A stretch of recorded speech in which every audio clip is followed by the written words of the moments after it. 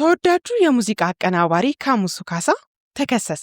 ጠቅላይ ሚኒስትር አብይ አህመድን ከልክ በላይ በማሞካሸት የሚታወቀው ሙዚቃ አቀናባሪው ካሙዙ ካሳ ኪን ኢትዮጵያ በተሰኘው የባህል ልዑካን ቡድን አባላት መከሰሱ ተሰምቷል። አቀናባሪው የሀገሪቱን ባህልና ኪነ ጥበብ በሩሲያ፣ በቻይና፣ በብራዚልና በደቡብ አፍሪካ ለማስተዋወቅ ከመንግስት ከፍተኛ መጠን ያለው ክፍያ በቅድሚያ ቢቀበልም ነገር ግን እስካሁን ድረስ በሩሲያና በቻይና ትርኢታቸውን ላቀረቡት ባለሙያዎች የሚገባቸውን ክፍያ አልፈጸመም ተብሏል። ገንዘብ የለኝም የሚል ምላሽ እየሰጠ የሚገኘው ካሙዙ የተቀበለውን ከፍተኛ ገንዘብ ምን ላይ እንደዋለው ሳይታወቅ በቀሪዎቹ ሀገራት የሚደረጉ ዝግጅቶችን ለማከናወን ጥረት እያደረገ ነው። ይሁን እንጂ የቡድኑ አባላት ያለፈው ሳይከፈለን በቀሪዎቹ ሁለት ሀገራት ስራ አንሰራም በሚል ውሳኔ ላይ በመድረሳቸው ጉዳዩን ወደ ሕግ ወስደውታል። ይህ በእንዲህ እንዳለ አቀናባሪው ቀሪዎቹን የብራዚልና የደቡብ አፍሪካ ጉዞዎች በመሰረዝ በሌሎች አማራጮች ለመተካት እየሞከረ መሆኑ ተገልጿል። በቅርቡ የፈንድቃ የባህል ምሽት ተወዛዋዦችን ብቻ በመያዝ ወደ ኬንያ የተደረገው ጉዞ እንዲሁም ከዚህ ቀደም ከቅርብ ሰዎች ጋር ወደ ጃፓን ያደረገውን ጉዞ በዚሁ በኪን ኢትዮጵያ ፓኬጅ ውስጥ ተካተው እንዲቆጠሩ እያደረገ ነው የሚል ውንጀላም ቀርቦበታል። ይህ የውል ጥሰትና ተግባር እንደ አቶ ነብዩ ባዬ ያሉ የባህልና የስፖርት ሚኒስቴር ከፍተኛ አመራሮች ሽፋን እየተሰጠውና ጥፋቱ እየተሸፋፈነ መሆኑን የዜና ምንጮች አክለው ገልጸዋል። ካሙዙ ካሳ በሙዚቃ ብቃቱ የሚደነቅ አቀናባሪ ቢሆንም ከቅርብ ጊዜ ወዲህ ግን ከመንግስት ጋር ካለው ጠንካራ ደጋፊነት የተነሳ ከመንግስት ተቃዋሚዎች ጋር ከፍተኛ ንትርክ ውስጥ ገብቶ መቆየቱ ይታወሳል። አንዳንዶች ይህንን የባህል ልዑክ የመምራት እድልን የሚያገኘው በዚሁ የፖለቲካ ደጋፊነቱ እንደሆነ የሚገልጹ ሲሆን አሁን የተከሰሰውም የክፍያና የውል ጥሰት ጥፋት መንግስትን በማሞካሸት ለመሸፋፈን እየጣረ ነው የሚሉ ወገኖችም ሲናገሩ ተሰምቷል። እንግዲህ ከቅርብ ጊዜ ወዲህ ሁላችንም እንደምናውቀው ካሙዙ ካሳ ከሙዚቀኛነቱ ባሻገር ወይም ከሙዚቃ አቀናባሪነቱ ባሻገር ፖለቲከኛ ሆኖ እየተመለከት ነው እንገኛለን። በተለያዩ አጋጣሚዎች በሚያገኛቸው መድረኮች በሙሉ ያለውን ፖለቲካዊ አቋም ያለውን ድጋፍ ለመንግስት ያለውን ትልቅ አክብሮትና ድጋፍ በተለያዩ ጊዜያት እንግዲህ ሲገልጽ እየሰማ ነው እንገኛለን።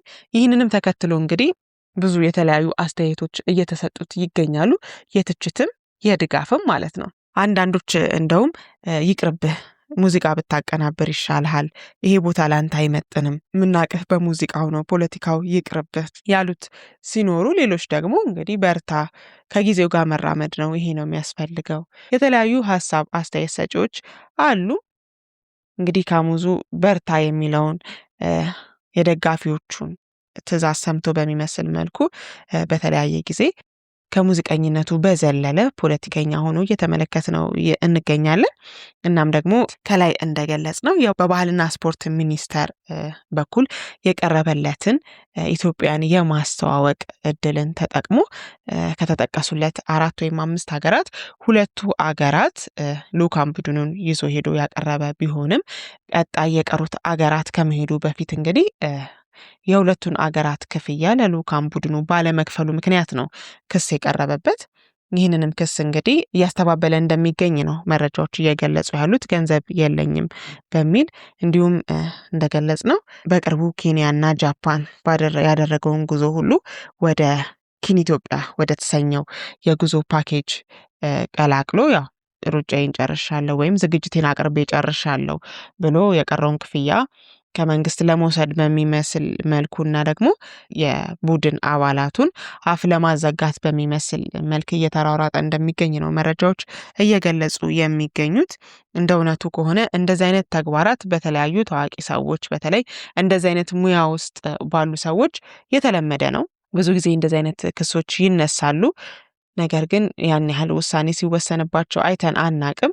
ብዙ ጊዜ ተሸፋፍኖ ነው የሚያልፉት ወይም ደግሞ ስራው ላይ የተሳተፉት ግለሰቦች ይሰለቻቸውና ከሙያው እስከ መውጣት ድረስ ይደርሳሉ። በቃ እንዴ ሁለተኛ ይሄን ወደዚህ ሙያ ተመልሼ ብገባ ብለው ወደ ሌላ ወደ አላሰቡት ሙያ እየተቀላቀሉ እንደሚገኝ ሁላችንም አብዛኞቻችን እናውቃለን።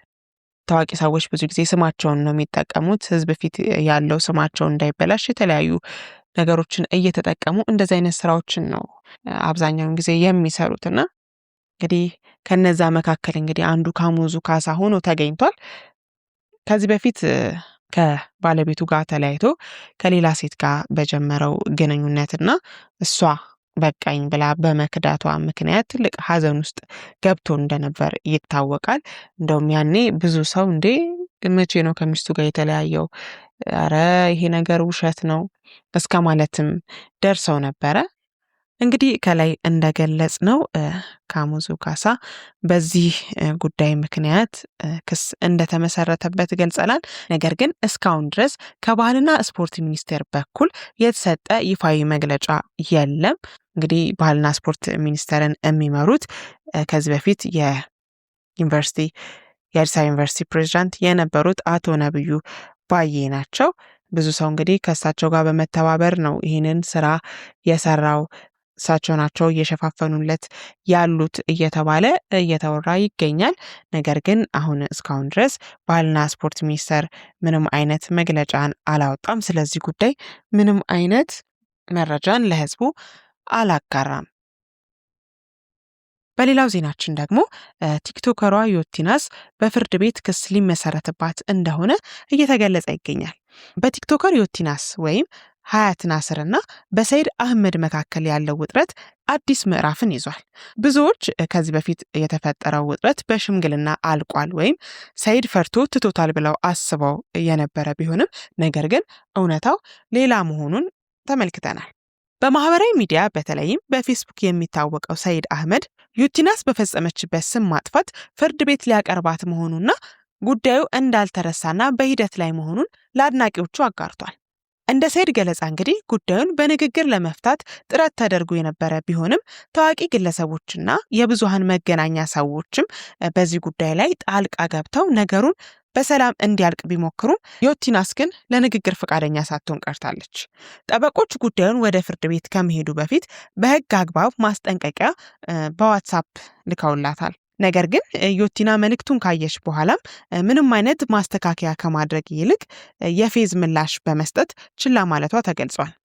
ሰይድ አክሎም እንግዲህ አንዳንድ ሰዎች ጉዳዩን ለታዋቂነት ወይም ፈርቶ የተወው አድርገው እንደሚመለከቱት ጠቅሶ እስካሁን በሕይወቱ ፖሊስ ፊት ቆሞ ባያውቅም አሁን ግን በሕግ እንደሚያምንና ጉዳዩን እስከ መጨረሻው እንደሚገፋበትም ጭምር አሳውቋል። ቀጣዩ ሂደት እንግዲህ በቀጥታ ፍርድ ቤት የሚታይ እንደሆነ ገልጿል። ከዚህ በፊት እንግዲህ የቲክቶክ አዋርድ ወቅት ዮቲናስ በጣም አነጋጋሪ ሆና ነበረ። በዛን ሰሞን አዶናይን አግኝታው ይሄ ችላ በማለት አይነት ነው ሰላም ያለችው፣ የንቀት ሰላምታ ነው በሚል በጣም አነጋጋሪ ሆና ነበር። ከሌሎች ቲክቶከሮች ጋርም ያላት ግንኙነት አግባብነት ያለው አይደለም፣ ንቀት አለባት እቺ ልጅ የሚሉ ብዙ ሰዎች ነበሩ። አድናቂዎቿ ደግሞ እሷ ላይ ካደረባችሁ ቅናት ወይም ለእሷ ካላችሁ ጥላት ካልሆነ በስተቀር ዮቲናስ በጣም ምርጥ ልጅ ናት፣ ሽልማቱም ይገባታል፣ በጣም ጎበዝ ልጅ ናት፣ መበረታታት ያለባት ልጅ ናት በማለት እንግዲህ ሁለት ሳይድ ተይዞ የነበረ እንደሆነ ሁላችንም የምናውቀው እውነት ነው። በብዙዎች ዘንድ ትንሽ ቅሬታን አጭሮ ነበረ። ለእሷ ያላቸው መልካም አመለካከትም የቀነሰ ሁኔታዎች ተፈጥረው ነበረ። አሁንም እንግዲህ እንደተመለከት ነው ከሰይድ ጋር በገባችው እሰጥ አገባ ምክንያት ነገሩን በሽምግልና ለመፍታት ፍቃደኛ ባለመሆኗ፣ ንግግር ለማድረግ ፍቃደኛ ባለመሆኗ ካላት የንቀት አመለካከት የተነሳ እንግዲህ ጉዳዩ ወደ ፍርድ ቤት ሊያመራ መሆኑን ነው እንግዲህ የሰማ ነው። እንግዲህ ይህ ጉዳይ ፍርድ ቤት ከሄደ በኋላ ምን ሊፈጠር ይችላል የሚለው ጉዳይ ሁላችንንም አጓግቶ እንድጠብቅ የሚያደርገን ጉዳይ ሆኗል። ይህ ጉዳይ እውነት እንደተባለው እሱም እንደዛተው ወደ ፍርድ ቤት የሚሄድ ከሆነ እንግዲህ ለዮቲናስ ቀላል የሚሆን ጉዳይ አይመስለንም። በቀጣይ እንግዲህ በሁለቱም በኩል በፍርድ ቤት የሚኖረውን ሂደት ወይም የሚኖረውን ሁኔታ እናንተ እንደምናሳውቃችሁ ቃል እንገባለን። በሁለቱም በኩል ስንል በካሙዙም ጉዳይ በዮቲናስም ጉዳይ ፍርድ ቤት የሚለውን ምላሽ ለእናንተ ይዘንላችሁ እንደምንቀርብ ቃል እየገባን እኛ ከወዲሁ ተሰናበት። መልካም ጊዜ፣ ቸር ያሰማን።